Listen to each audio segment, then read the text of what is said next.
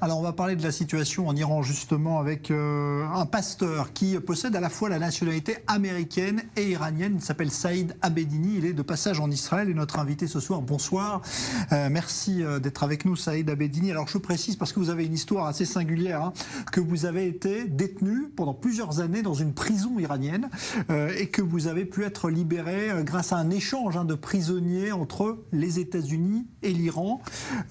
Est-ce que vous êtes ce soir surpris, Saïd Abedini, de ce qui se passe en Iran, de ces mouvements de protestation qui sont apparemment très importants?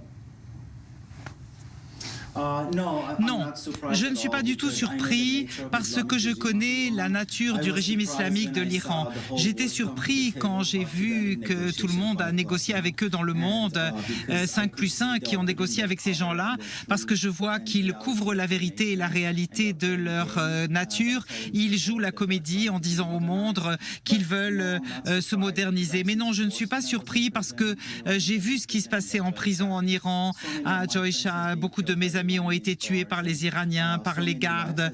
Beaucoup de vies ont été détruites. Nous connaissons leur nature. J'ai parlé à Paris il y a 2 ans dans une grande réunion avec 130 000 personnes et je leur ai dit que ce régime est en train de faire le pire possible pour stopper toute activité, pour que les gens ne puissent pas arriver à la liberté qu'ils souhaitent. Il ne faut pas leur faire confiance. L'histoire prouve que ce sont des natures mauvaises. Et on voit avec ces protestations, les sanctions pèsent sur les épaules des populations et les gens n'en peuvent plus. Les gens qui ont eu tellement peur depuis 40 ans, maintenant ils n'en peuvent plus, ils n'ont plus rien à perdre. Et donc ces protestations, ces manifestations légales et pacifiques demandent du pain et de l'eau. C'est simplement pour qu'ils puissent avoir une vie normale, comme tout un chacun a le droit de l'avoir. Et ils ne peuvent pas vivre comme ça et ils descendent dans les rues pour protester à cause du prix de l'essence, du carburant voilà, on leur tire dessus, c'est intolérable et ils tuent les gens au hasard. Moi j'étais dans une de ces manifestations il y a 10 ans quand les Verts ont fait des manifestations, je l'ai vu de mes yeux, pas par la caméra, comment ils attaquaient des milliers de personnes et comment ils les ont torturés. Mais cette fois ça va de mal en pis, de pire en pire parce que les gens n'ont plus peur, les gens sortent, ils demandent et réclament leurs droits parce qu'ils voient que la situation financière et de pauvreté est en train de les tuer. Ils n'ont pas d'avenir pour leur liberté, pour leur emploi et ils veulent simplement avoir des vies simples et bonnes et malheureusement nous voyons que les mollahs montrent leur vrai visage de monstruosité. Ils tuent des milliers, des centaines de milliers de gens qu'ils ont tués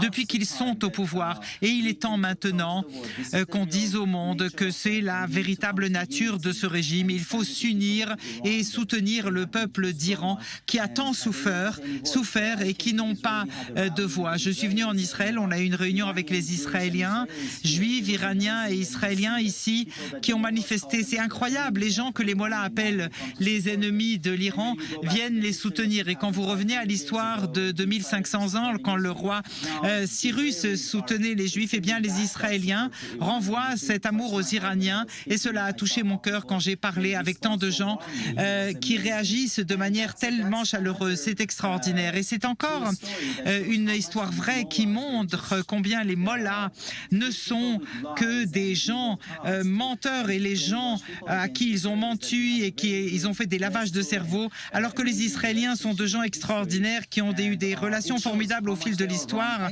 et cela montre combien ils ont tort. Je pense qu'il est temps de faire tomber ce gouvernement avant qu'il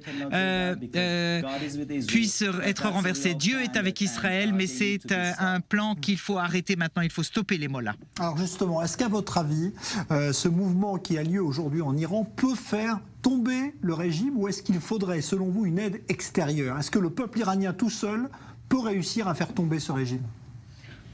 Écoutez, je crois que le peuple iranien, leur problème, c'est pas seulement le problème iranien, c'est un problème pour le monde entier. Vous pouvez voir cette pieuvre, les tentacules de l'Iran au Proche-Orient, partout, et qui menace l'Arabie Saoudite et les autres. Donc il est temps d'arrêter. C'est un problème mondial. Ce n'est pas le problème d'une seule nation. Peut-être que d'autres pays pensent que c'est leur problème, c'est à eux de se battre pour la liberté. Ils doivent payer le prix de la liberté. C'est peut-être vrai, mais cette fois-ci, ce n'est pas le problème d'une seule nation, parce que c'est la menace terroriste à travers le monde que sont l'Iran, même aux États-Unis, en Europe. On sait qu'ils le font. Ils ont tué tellement de personnes. Les mains de ce régime sont couvertes de sang. Et donc, c'est le problème du monde. Et il est sûr que les Iraniens ont besoin de l'aide du monde entier. Peut-être qu'ils peuvent y arriver seuls. Je ne dis pas qu'ils ne peuvent pas le faire, mais je vois que cette fois-ci, ils ont plus confiance en eux-mêmes. Mais je pense que nous devons les aider pour que le fardeau ne pèse pas seulement sur les épaules des Iraniens. Quand il y a des manifestations, eh bien, les Iraniens, on les garde en Iran, partout, au Liban, etc. Est-ce que Donald Trump, par exemple, selon vous, peut aider le peuple iranien? Est-ce que c'est un président qui, selon vous, peut aider le peuple iranien? Bien sûr, je crois que Donald Trump a joué un très bon rôle depuis qu'il est devenu président. Je l'ai soutenu, j'ai participé à sa campagne. Je pense que c'est le roi Cyrus des temps modernes et je pense qu'il a soutenu les manifestations en Iran et il a déjà fait beaucoup de promesses. Et donc les gens deviennent de plus en plus courageux. Ils ont l'audace de se soulever et ils ont confiance dans le fait qu'ils peuvent changer et faire tomber le régime. Et Benjamin Netanyahou aussi a joué un rôle extraordinaire. Je suis très fier de lui, en particulier depuis qu'il parle directement aux gens en farsi, avec la traduction de gens, et les gens le regardaient, l'écoutaient, il envoyait un message d'amour en disant « Nous prions avec vous, nous sommes pour vous ». Et j'ai même pleuré en l'entendant parfois, et en entendant ce qui se passait en Iran. Et donc il a touché les cœurs des gens. Donc les Iraniens peuvent voir que les mollahs les oppriment depuis 40 ans et les relations et les amitiés entre les Iraniens et les Israéliens, les Américains et les Iraniens est une belle relation. Et donc je crois que c'est vraiment une grande chose pour eux, en effet.